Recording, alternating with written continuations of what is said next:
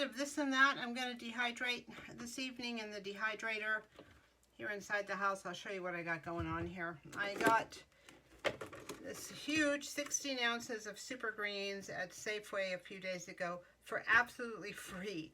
So I have dehydrated most of the greens in here, but I have about one rack left, so I'm going to put those on first. For the greens, I'm going to use this this kind of mesh rack. It just dries better. I put it on the bottom because as they dry, they start falling through here and falling through there. As you lift it up, more stuff falls through and it ends up looking like this, and you don't want any of that on your lower produce.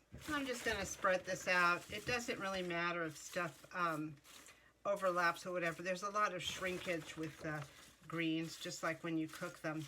So I'm just going to spread them out, and as they dry, they will become smaller, and then I'll be able to make more space between them. So this is a good amount. So those will be on the bottom.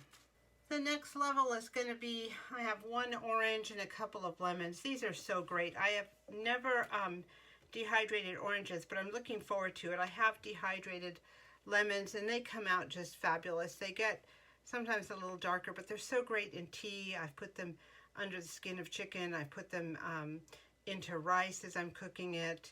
You will be amazed at how many things you can do with these.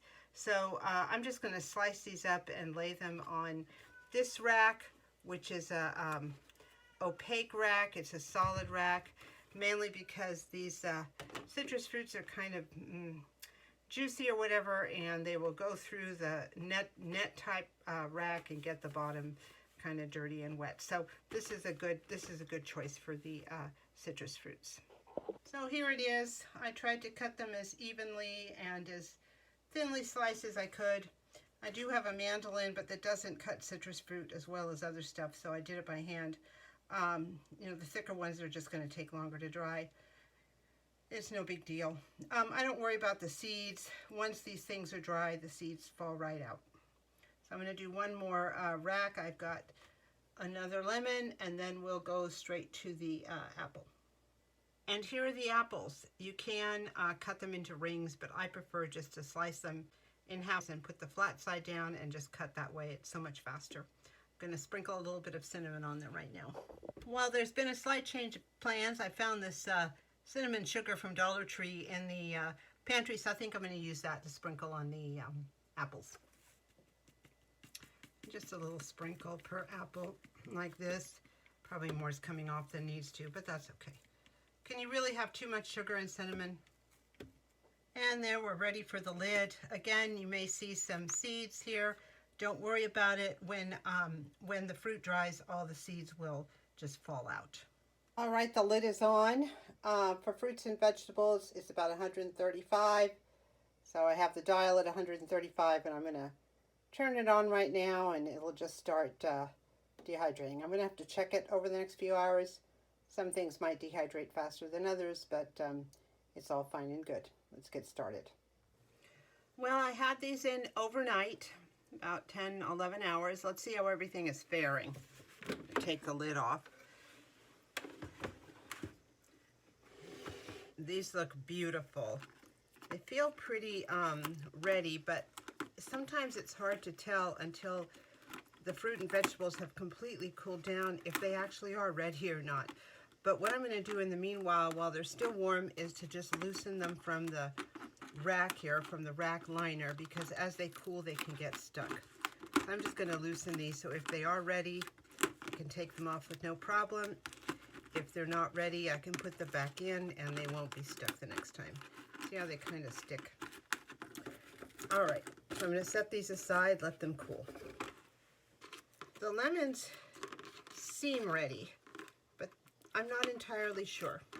So I'm going to set these aside and let them cool. Oranges and lemons also seem ready. Again, not entirely sure till they cool. So I'm going to loosen them from the rack.